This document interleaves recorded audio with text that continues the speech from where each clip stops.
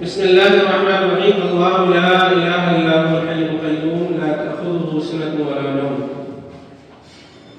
له ما في السماوات وما في الأرض من ذا الذي يشفع عنده إلا بإذنه يعلم ما بين أيديهم وما خلفهم ولا يحيطون بشيء من علمه إلا بما شاء وسع كرسيه السماوات والأرض ولا يؤوده حفظهما وهو العلي العظيم. حسن زن یہ ہے کہ جن لوگوں کو یاد نہیں ہوئی ہوگی، تقریباً آج یہ تیسرا جمعہ ہے، ہمارے بہت سارے بھائی انشاءاللہ یاد رکھتے ہوں گے. اس کا ترجمہ اللہ لا الہ الا هو الحی القیوم، اللہ، اس کے علاوہ کوئی بھی معبود حقیقی نہیں ہے، وہ زندہ جاوید ہے، وہ خود بھی قائم ہے اور دوسروں کو بھی قائم رکھتا ہے. لا تأخذه سنة ولا نوم، اس کو اونگ بھی نہیں آتی، اس کو نیند بھی نہیں آتی. له ما في السماوات وما في الأرض، جو کچھ بھی ہے آسمانوں میں زمینوں میں وہ سب اسی کا ہے، یعنی وہی ان سب کا بادشاہ ہے، ان کا خالق ہے، ان کا مالک ہے، ان کا داتا ہے، ان کا پالنہار ہے، ان کو روزیاں دیتا ہے. سب کچھ اللہ رب العالمین اپنی طرف سے انتظامات فرماتا ہے.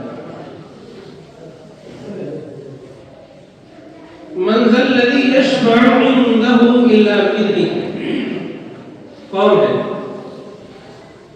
اس میں ہمت ہے، طاقت ہے، قوت ہے، جرأت ہے. یشفع عنده الا بإذنہ، کہ اس کی بارگاہ میں اس کی اجازت کے بغیر سفارش کر سکے. کون ہے کوئی مائکل؟ اللہ کی اجازت کے بغیر کوئی شفاعت یا سفارش اس کی بارگاہ میں نہیں کر سکتا. یہ کون بتلا رہا ہے؟ اللہ رب العالمین. اور ہمارے دنیاوی علماء کیا کہہ رہے ہیں؟ وہ ایک نظریہ رکھتا کہ جو مرضی آئے جس کو چاہے وہ اختیارات دے دیتے ہیں، اور اللہ رب العالمین کو ان کے تابع کر دیتے ہیں، اللہ کو کمزور دکھا دیتے ہیں. اللہ اکبر. اس قدر شرک اور کفر امت میں پھیلا ہوا ہے کہ وہ اللہ رب العالمین کو نہیں پہچان رہے، اس کی توحید کو بھلا بیٹھے ہیں. کتاب و سنت میں شفاعت یا سفارش دونوں ایک ہی چیزیں ہیں. اس کی بڑی تفصیل ہے، بڑا مفہوم ہے، اس کی بہت بہترین وضاحت کی گئی ہے. سفارش یا شفاعت کہتے کس کو ہے؟ کسی فائدے کے لیے یا کسی نقصان سے بچاؤ کے لیے، کسی فائدے یا کسی نقصان سے بچاؤ کے لیے ثلاثی متعین کرنا، یعنی تیسرے آدمی کو شامل کرنا کہ یہ ہمیں نقصان سے بچائے گا یا ہمیں فائدہ پہنچائے گا. یہ ہے سفارش یا شفاعت. اس کی بہت ساری اقسام ہیں، دو بڑی قسمیں اس کے بعد ہیں، اس کے نیچے بہت ساری قسمیں آتی ہیں. ایک شفاعت ہے جو واقعی شفاعت ہے، شفاعت حق ہے، اور ایک باطل شفاعت ہے، یعنی ایسی سفارش جس کا اللہ کی بارگاہ میں کوئی فائدہ نہیں ہونے والا. ایسی سفارش جو واقعی حق ہے، اس کے تحت کئی چیزیں آتی ہیں. ایک شفاعت ہے شفاعت عامہ، ایک شفاعت ہے شفاعت خاصہ. شفاعت خاصہ کی یہ رسول اللہ صلی اللہ علیہ وسلم کو خاص عطا کی گئی ہے. آپ اللہ کی اجازت، اس کی مرضی، اس کے حکم سے جس کے لیے چاہیں گے سفارش کریں گے. ایک شفاعت عامہ ہے کہ آپ سب کے لیے سفارش کریں گے، سب کے لیے سفارش. اس میں مشرک بھی ہیں، بدعتی بھی ہیں، دین اسلام کو نہ ماننے والے بھی ہیں. تو کیا یہ سفارش ان کو بھی حاصل ہو جائے گی؟ ہے نا کہ جیسے کہ ایک مفہوم بیان کیا گیا، آپ جو چاہے کام کرو. بس اللہ کے ولی آپ کی سفارش کرا دیں گے، آپ کو جنت میں داخل کرا دیں گے۔ حتیٰ کہ جہالت اس قدر عام ہو گئی کہ دنیا میں رہتے ہوئے ہی جنت کا سرٹیفکیٹ دلوا دیا جاتا ہے۔ اللہ اکبر۔ جو سفارش رسول اللہ صلی اللہ علیہ وسلم عام کریں گے یا خاص کریں گے، یاد رکھیں یہ بات، مشرک کے لیے سفارش نہیں کی جائے گی۔ مشرک کو، بدعتی کو، بددین کو رسول اللہ کی شفاعت کا، سفارش کا، خواہ عام ہو یا خاص ہو، کوئی فائدہ نہیں ملنے والا۔ اور معاملہ یہاں تک دین میں بگاڑ کا عام ہو چکا ہے کہ اللہ کے ولی سے بیعت کر لی، خواہ ہندو ہو، عقیدت رکھتا ہو، جنت اس کی ہو گئی۔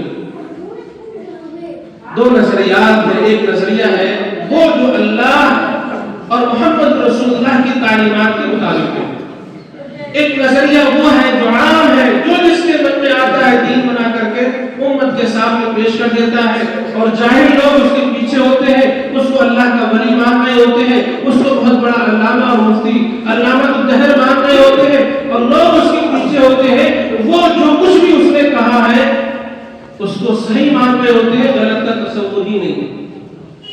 ہمارے عالم غلط کہتے ہیں، اتنے بڑے عالم غلط ہو گئے، تم نئے آئے، تم انوکھے آئے، دین انہوں نے نہیں سمجھا، تم نے جو سمجھ لیا ہے۔ اللہ اکبر۔ رسول اکرم صلی اللہ علیہ وسلم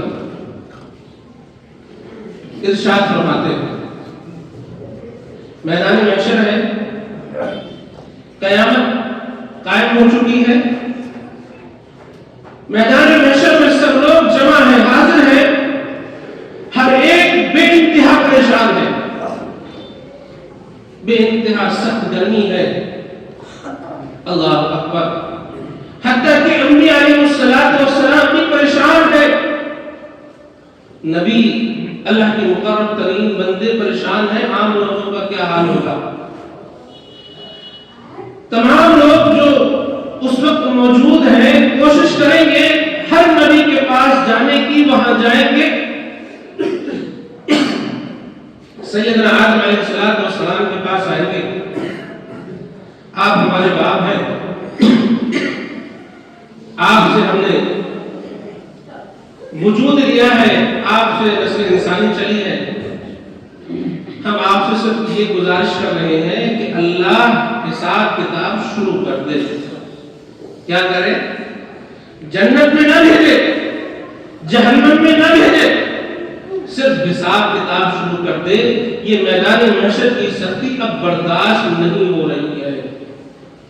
اللہ، یعنی ان کو یہ پرواہ نہیں ہے کہ ہمیں جنت ملے گی یا جہنم ملے گی، تکلیف اس بات کی ہو رہی ہے کہ میدان محشر میں اب کھڑا نہیں ہوا جاتا، اللہ جہاں بھیجنا چاہے بھیجے، بس حساب کتاب شروع کر دے۔ اندازہ کیجیے میدان محشر کس قدر سخت ترین حالات اور پریشانیوں سے گھرا ہوا ہے۔ آدم علیہ السلام عذر پیش کریں گے، مجھ سے ایک غلطی ہوئی تھی، ایک بھول ہوئی تھی، اللہ نے منع کیا تھا یہ درخت اس کا پھل مت کھانا، میں کھا بیٹھا ہوں، مجھے تو خود اپنی فکر ہو رہی ہے اللہ میرے ساتھ کیا معاملہ کرے گا۔ اللہ اکبر۔ کون؟ ہمارے باپ آدم علیہ السلام سفارش یا شفاعت کرنے سے منع کر رہے ہیں کہ مجھ سے ایک بھول ہوئی تھی، اللہ نے منع کیا تھا، میں نے وہ کام کیا، اور ہم ان کی اولاد جو اللہ نے کام منع کیے ہیں وہی سب سے زیادہ کرنا پسند کرتے ہیں۔ دین، توحید، نیک اعمال یہ تو دور کی بات، ہمارا کوئی لینا دینا نہیں، جو کام کرنے سے منع کیا گیا ہے وہی کام ہم سب سے زیادہ کرتے ہیں۔ ہمیں منع کیا گیا کہ نماز نہ چھوڑے، آج سب سے زیادہ مسلمان نماز چھوڑنے والے۔ ہمیں منع کیا گیا ہے کہ حرام کام نہ کرے، جوا، شراب، زنا، ان کاموں کے قریب بھی نہ جائے، اور سب سے زیادہ آج کا معاشرہ یہ شہادت دے رہا ہے کہ مسلمان سب سے زیادہ شراب پی رہے ہیں، زناکاری، جوا شراب کے اڈے کئی کئی محلے محلے نشہ بیچنے والے جوا کھلانے والے موجود ہیں، خواہ اس کی شکل کوئی بھی ہو۔ لوگوں کو کچھ نہیں ملتا تو کیرم بورڈ کے ذریعے سے جوا کھلانے لگتے ہیں۔ اللہ اکبر، کتنے گنہگار ہیں، اور ذرہ برابر بھی احساس نہیں کہ اللہ کی بارگاہ میں کھڑا ہونا ہے، جواب دینا ہے، اللہ پوچھ لے گا۔ ہمارے باپ آدم صرف اس بات سے گھبرائے ہیں، مجھ سے ایک غلطی اور بھول ہوئی تھی، اللہ مجھ سے پوچھ لے گا، لہذا میں اللہ کی بارگاہ میں پہلے جانا پسند نہیں کر رہا کہ اللہ نہ وہ پوچھے پہلے آدم تم کیسے آ گئے، تم سے تو خود غلطی ہو چکی ہے۔ اللہ ہمارے باپ کہیں گے جاؤ نوح کے پاس چلے جاؤ، پہلا رسول ہے اور انسانیت فنا ہونے کے بعد دوبارہ اس کی نسل سے چلی۔ نوح علیہ السلام کے پاس ساری ضروریت حاضر ہے، آپ نبی ہیں، آپ رسول ہیں، آپ سے یہ کام ہوئے ہیں، اللہ کی بارگاہ میں بس گزارش پیش کیجئے، عرض کیجئے، اللہ حساب کتاب شروع کر دے۔ اللہ نوح علیہ السلام ان کی توحید کی دعوت 950 سال ہے، 950 سال دین کی خدمت کی، اللہ کی توحید لوگوں تک پہنچائی اور بتلائی، گھبرا رہے ہیں، پریشان ہیں، میں اللہ کی بارگاہ میں نہیں جا سکتا، مجھ سے ایک غلطی ہوئی تھی، بھول ہوئی تھی، اللہ نے منع کیا تھا، تیرا بیٹا تیرے دین کا حصہ نہیں ہے، مشرک ہے، بددین ہے، سفارش نہ کرنا۔ لیکن میں نے شفقت کھاتے ہوئے، محبت دکھلاتے ہوئے اپنے اس گنہگار اور مشرک بیٹے کے حق میں اللہ سے دعا کی، اللہ میرے اس بیٹے کو میری کشتی میں سوار کر دے، یہ مومن ہو جائے، مسلمان ہو جائے۔ اللہ سے یہ مجھ سے غلطی ہو گئی تھی، اس کی بات۔ اور دیکھیں نا، اللہ نے ان نبیوں کی غلطیوں کو دنیا میں ہی معاف کر دیا، ایسا نہیں کہ معاف نہیں کیا، اللہ نے معافی نامہ دے دیا، سرٹیفکیٹ دے دیا، کوئی بات نہیں، غلطی ہو گئی، ہم نے تمہیں معاف کیا، لیکن معافی ملنے کے بعد بھی اللہ کی بارگاہ میں جانے سے گھبرا رہے ہیں۔ اللہ ہم نے کبھی معافی بھی مانگی ہے اللہ سے، روئے ہیں اس کی بارگاہ میں، آنسو بہائے ہیں، اللہ غلطی ہو گئی انسان پہ، تو معاف کرتا ہے، تو معاف کرنے والا ہے، ہمیں معاف کر دے۔ اب یہ عہد کرتے ہیں آئندہ اس طرح کی غلطیاں نہیں ہوں گی، ایسا بھی کبھی ہم نے کیا ہے؟ اللہ اور کیا بھی ہے تو اس کے فوراً بعد کوئی نہ کوئی گناہ بھی ضرور کیا ہے۔ نوح علیہ السلام کی عمر کتنی ہے؟ قرآن نے بیان کیا کہ 950 سال صرف دین کی تبلیغ کی، یہ توحید، یہ دین کی تبلیغ ان کو نظر نہیں آ رہی ہے، اپنی صرف ایک غلطی کا احساس ہو رہا ہے۔ اللہ نے منع کیا تھا، لیکن میں نے بیٹے کے حق میں اللہ سے درخواست کی تھی، اللہ اس بیٹے کو کشتی میں سوار کرا دے۔ اللہ نے معاف بھی کیا، لیکن پھر بھی اللہ کی بارگاہ میں گھبرا رہے ہیں، اللہ مجھ سے پوچھ نہ لے، نوح تم نے ہماری اجازت کے بغیر اپنے بیٹے کے حق میں سفارش کیوں کی؟ یہاں کیا ہوتا ہے؟ لے جاؤ جنت کا سرٹیفکیٹ، جاؤ قبر میں لاش کو جب رکھ دینا اس کے سینے پر نام اعمال بھی رکھ دینا، جنت کا سرٹیفکیٹ رکھ دینا، فرشتے آئیں گے، گھبرا جائیں گے، تو جنت یہ کچھ کہنے نہیں۔ کس قدر جہاد کا نام ہے؟ میں نے کیا کہا تھا، ایک وہ نظریہ اور عقیدہ ہے جو عام ہے، جہاد پر مبنی ہے، دوسرا وہ ہے جو کتاب و سنت کے مطابق ہے۔ دیکھیں کتنا فرق ہے، ہر ایرا غیرہ نتھو کہا جنت کے سرٹیفکیٹ بانٹتا پھرتا ہے، لوگ بخوشی لیتے بھی ہیں، جس کو چاہتے ہیں سفارش کا اختیار دے دیتے ہیں۔ اور ایک یہاں کتاب و سنت کی تعلیمات ہے کہ نبی بھی اللہ کی بارگاہ میں سفارش کرنے کی اجازت لینے کے لیے، درخواست دینے کے لیے گھبرا رہے ہیں، اللہ ہم سے سوال نہ کرتے یہ غلطی کیوں ہوگی؟ اللہ سیدنا ابراہیم خلیل اللہ علیہ السلام کے پاس جائیں گے، آپ بھی منع کر دیں گے، مجھے اپنی غلطیوں کا احساس ہے، اللہ کی بارگاہ میں نہیں جا سکتا، آخر میں محمد رسول اللہ صلی اللہ علیہ وسلم فدا ہو ابی و امی، میرے اور آپ سب کے، ساری دنیا جہاں کے ماں باپ آپ کے اوپر قربان ہو، آپ کے پاس آئیں گے، آپ کہیں گے ہاں میں اللہ کی بارگاہ میں سفارش کروں گا۔ یہ سفارش کیوں ہی نہیں ہو جائے گی؟ آپ صلی اللہ علیہ وسلم اللہ کی بارگاہ میں جائیں گے، اجازت نامہ لیں گے، آپ فرماتے ہیں کہ خاص جگہ مقام محمود پر آپ تشریف لے جائیں گے اور فرماتے ہیں اللہ مجھے وہ کلمات سکھلائے گا جو ابھی تک اس نے مجھے نہیں سکھلائے۔ اللہ مجھے وہ کلمات، وہ باتیں سکھلائے گا جو ابھی تک نہیں سکھلائی ہے۔ وہ باتیں، وہ کلمات اس دن کے لیے خاص ہے۔ ان لوگوں کا عقیدہ اور نظریہ جو یہ کہتے ہیں کہ رسول اللہ کو کل غیب کا علم ہے، کہاں گیا؟ آپ خود کہہ رہے ہیں کہ ابھی تک مجھے نہیں دیے گئے، اس دن دیے جائیں گے۔ معلوم یہ ہوا کہ یہ جو عقیدہ اور نظریہ ہے کہ رسول اللہ صلی اللہ علیہ وسلم کو تمام چیزوں کے غیب امور کا علم ہے، یہ عقیدہ اور نظریہ باطل ہے، اور بھی اس کے علاوہ بے شمار بنائے۔ رسول اکرم صلی اللہ علیہ وسلم اللہ کی اجازت سے من ذا الذی یشفع عنده الا باذنہ، کون ہے اس کی اجازت کے بغیر اس کی بارگاہ میں سفارش کر سکے؟ سفارش کرنا تو دور کی بات ہے، اس کی اجازت کے بغیر درخواست بھی نہیں دے سکتے۔ اللہ اس کام قبول ہو یا نہ ہو یہ الگ بات ہے، ہم سفارش اور اپیل کر رہے ہیں اللہ یہ کام ہو جائے، اس کی بھی اجازت اللہ سے لینا پڑے گی۔ اللہ اکبر۔ رسول اکرم صلی اللہ علیہ وسلم مسلسل 7 راتیں اور 8 دن کا سجدہ فرمائیں گے، پھر حساب کتاب شروع ہو جائے گا۔ اللہ اکبر۔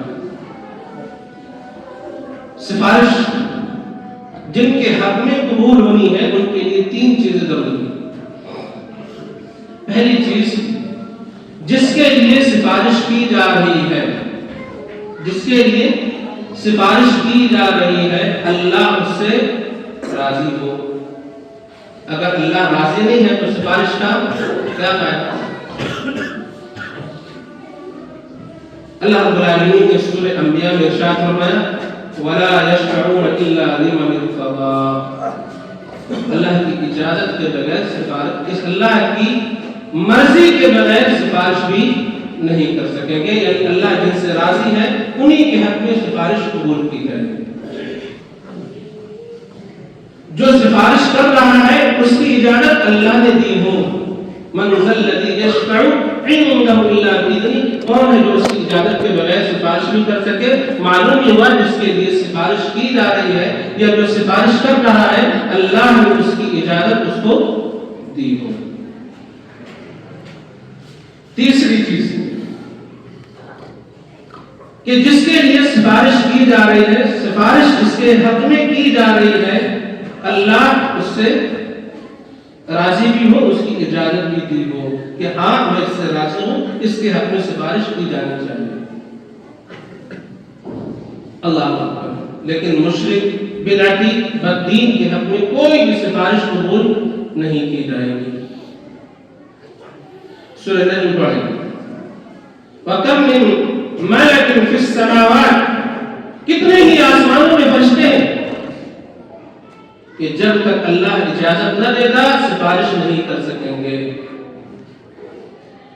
سورہ طٰہٰ پڑھیں، اس دن کسی کی سفارش کام نہیں آئے گی سوائے ان لوگوں کے جس سے اللہ راضی ہو اور اس کی باتوں سے بھی اللہ راضی ہو۔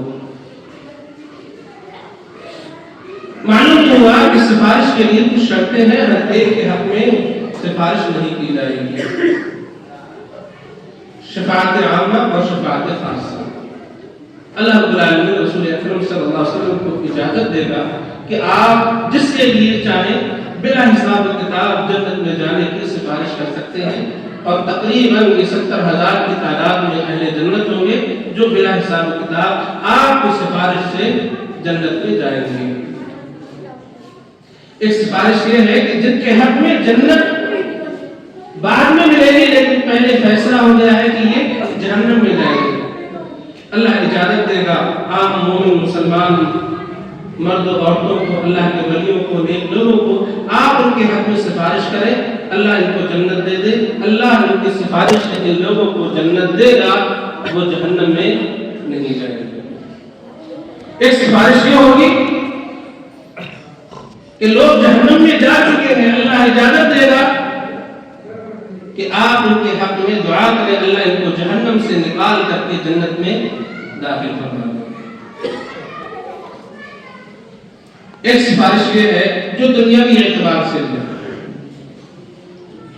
جس کے لیے آپ سفارش کر رہے ہیں، سفارش کرنا چاہتے ہیں، دنیاوی امور سے تعلق ہے اس کا، کہ وہ سفارش کیا ہو، حلال چیز کے لیے ہو، وہ اس کی استطاعت یعنی طاقت رکھتا ہو جس کے حق میں وہ سفارش کر رہا ہے، یعنی کہ جو شفاعت کرنے والا ہے یہ صاحب استطاعت بھی ہو، اختیارات بھی اس کے پاس ہو، طاقت بھی ہو، اور حلال چیز میں یہ سفارش کر رہا ہو۔ اگر وہ حرام چیزوں کے لیے سفارش کرتا ہے تو یہ شفاعت جائز نہیں ہوگی۔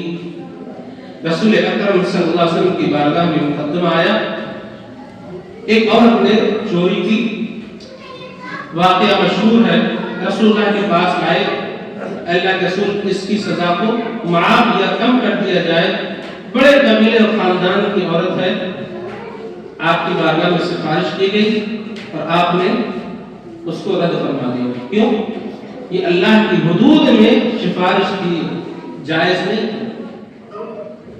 اللہ اسی طریقے سے جو سفارش کر رہا ہے یہ صاحب استطاعت بھی ہو اور آپ کے پاس حاضر بھی ہو، موجود ہو، زندہ بھی ہو، یعنی کہ وہ دور دراز نہ ہو یا مرا ہوا نہ ہو۔ جیسے کہ ہمارے بھائیوں کا عقیدہ ہے کہ مرنے کے بعد یا دور دراز علاقوں میں بھی اللہ کے ولی مدد کرتے ہیں، مدد پہنچاتے ہیں، آپ کی مدد کی جاتی ہے۔ وہ اختیارات بھی نہیں رکھتے، طاقت بھی نہیں اور زندہ بھی۔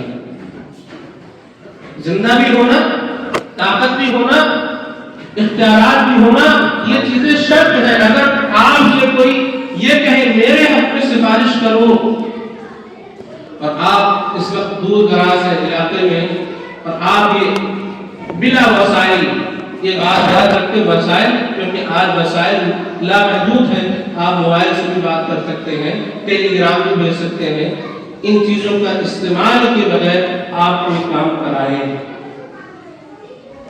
یا کوئی کہنے لگے بھائی رہنمائی دینا یہ الگ بات ہے۔